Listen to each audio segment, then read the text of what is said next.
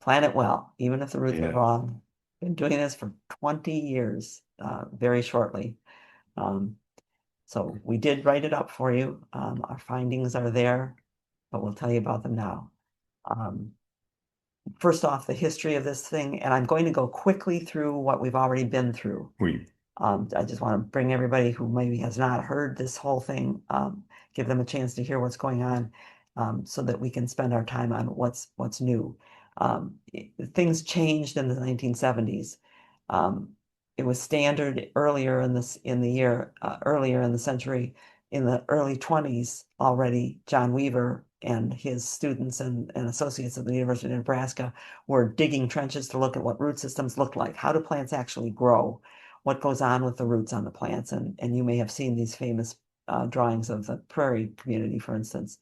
And that was in the 20s. And at that time, bare root plants were what happened. So the Stark Brothers Guide from this is someone's copy it was his in 1936, but it's a 1920s uh, catalog. What what people were looking always saw was a bare root plant. You got a bare root tree, it was shipped to you in the fall or in the very early spring. If it came to you in the fall and you were going to right away, like these orchardists, they're hilling it up or healing it in, where you lay the plants down and just bury them underneath some soil so you can plant them later, keep them good until you plant them later. Everyone was used to using bare root stuff. That's what you planted, was bare root. Um, and I have to just diverge for a minute to say that dynamite in planting trees is recommended by some people. In most soils, this is not necessary. Maybe we all need to know that all the time. yeah. No dynamite necessary. But perennials too. When I started gardening in the 70s as an adult, that's what I was getting in the mail, was bare root plants that you had to look at and figure out which way was up. Um, but as we got into the late 50s, the early 60s, they started planting things in cans. There were metal cans that plants came in, mostly trees. Perennials stayed in bare root. And then plastics came in, and plastic pots allowed people to grow a lighter weight big plant, keep something longer in a pot, give it to someone who wanted to take it home more easily than a heavy root ball, or plant it at throughout the year rather than early in the year. And pots just took over, everything in pots. But if you look at the size of that tree, the extent of the roots should be easily 10 times as far as that pot lets them go. Um, so planting instructions changed as we got into the pot age, the containerized age, where that's when we were told about encircling roots, pull them apart, and that's when we started talking about, so what do you do about this burlap that they put around it, and then they dropped it into a wire cage to hold it together to hold the soil together. So we learned we were supposed to cut those things because it deforms the root systems. It forces the roots to circle. And then additional problems that we've told you about is that then things are moved from one pot to another pot, up potted to a larger pot. Mm-hmm. And if the roots aren't pruned when they're up potted, then you have circles inside of circles and even harder things to take care of. And what happened by the early 90s, it was very apparent that things that were being planted as is were dying from girdling roots, maybe not right away, But but eventually. as the trunk got big enough to do that. And this is 100% all nursery stock from all sources were in trouble by the 90s. So Robert Quirk's book, Understanding Roots, showed us pictures that said, here's what root systems are supposed to look like, and compare that to what's in the pot. This is a problem, people. A And big one. we decided to try to help get the word out. In the 90s, an international committee was formed of nurserymen, landscape architects, extension professors, other researchers to try to see what they could do about this problem. And Steve and I sat back and said, good, they're going to take care of this and the production's going to get better. But that turns out to be not the case, that as we got into the 2000s, it was still The same. the same. Still, all the plants looked like this when you got them and were not doing well in the long run. Even small plants have flare roots, roots that thicken more as they get to the trunk than the thinner roots do. And those flare roots, 4 to 11 on every plant, are the ones that thicken, become the buttress that hold up the tree. They lengthen, elongate faster than other roots. They're the most important roots on the tree. And to trap those and leave them to where they'll circle around and go back up over the trunk is to ask for trouble as the trunk gets bigger.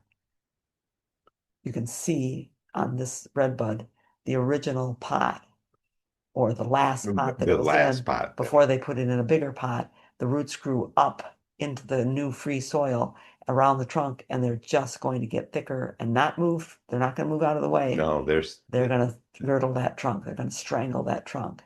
And this, by the way, is from a grower that now is a better grower. yep. Uh-huh. But the problems that Steve and I saw and that we've been telling you about and that we're most looking to see what's happening is that even small plants, and this is called a liner, these are sold to the big production nurseries by nurseries that begin the plant as a cutting or a graft, a special plant. And this has been in the pot only a year and a half. And the roots, the main roots, the flare roots have grown out, down, up, and back over the roots. I've already done what you just saw in that older plant. And the nursery is going to take that liner and just stick it in the ground. They just pull it out, put it in the ground like we plant, like Right, you watch people plant annuals sometimes. right. Or into a bigger pot. And now those roots are going to be twisted on the inside. So we told you about this, that they're not going to thrive planted as is. And if they don't die right away, they're going to do this thing where as the trunk gets bigger, 20 years they start dying from the top down. And you are shocked. Right. Or a tree that seemed to be struggling is suddenly dead from being strangled. And that's what the case is with both those trees. Or they fall out of the ground and people say, well, a car hit it or something. No, No, it has now become large enough on the top. There's enough weight. Those roots that were circling and have not grown out to stabilize the plant, it just tipped right out of the ground from weight and we've from the seen wind. this frequently. Oh, over and over and over again. And it's because now this is upside down, so we're looking at the roots upside down, but the roots can't spread out and hold the plant up. And that's the problem. And we've been writing about it at least since the early 2000s. This is one of our What's Coming Up newsletters from 2008. And what we've been telling people is you must reconfigure the roots, and sometimes that involves really drastic root pruning. You have to consider that you're gonna have to take the tree, the root system apart. And this is time consuming. Now, the woodies in commercial plantings and contracted plantings are really unlikely to be corrected because it does take time. It It is is time. money. This is an Time economic is issue. money. So we've told people, even on small plants, look for those flare roots and separate them. Do what you need to do to loosen them and spread them so that they can grow outward. That does take time, even on something that still has the Even a grafting little, wax yeah. from just the year before being grafted. Um, so we've told people the soil's been added, it has to be removed, that we're looking for the original flare level, that the flare roots thicken near the trunk, and their secondary roots tend to be thinner and branch more. That the roots that grow up into excess soil have to be taken off or pruned out because they're going to circle around the trunk. That the adventitious roots, the thinner roots above the flare, are not important and have No. to be removed. Those are the things that we told people to do and showed you in drawings about taking that excess soil off, number one, bringing it down, setting it at the right level, number two, taking the cage and the burlap off, at least on the top, so that the roots that are growing out aren't growing through that. And we've shown you, and you can look in our other presentations about Plant It Well, there are at least two of them, and we made them both free on our Yep. website. That when you're looking and saying, well, here's our hollies, and what's wrong with that holly? I know it's not a great picture, but I wasn't taking it for you. I was taking it for Yeah. me for records. I said, Yeah. what's wrong with that holly? That even the stems can girdle each other, that if you stick a bunch of cuttings together in a pot, that stem A and stem B, or stem C, are going to squeeze out stem B between them as they grow and keep it from growing well. And the roots of those are going to wrap around each other, and the roots are going to girdle each other Yeah. when you put too many together. And it does take drastic action. I'm sawing them apart. And even once they're apart, and each with their own roots now, as they should have been left in the pot to begin with, there's still potential girdling going on between stems here. So I cut that shrub into, I cut it into pieces and then pruned the roots that were girdling. So I've taken these roots out of that mass, clipped the roots that were wrapped around each other.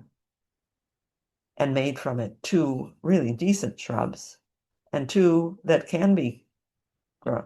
And that's what should have been done in the first place, but we're responding to our need, our gardeners' need for something bushy and thick. They Yeah. tend to make them put lots of twigs in together, and that's a problem.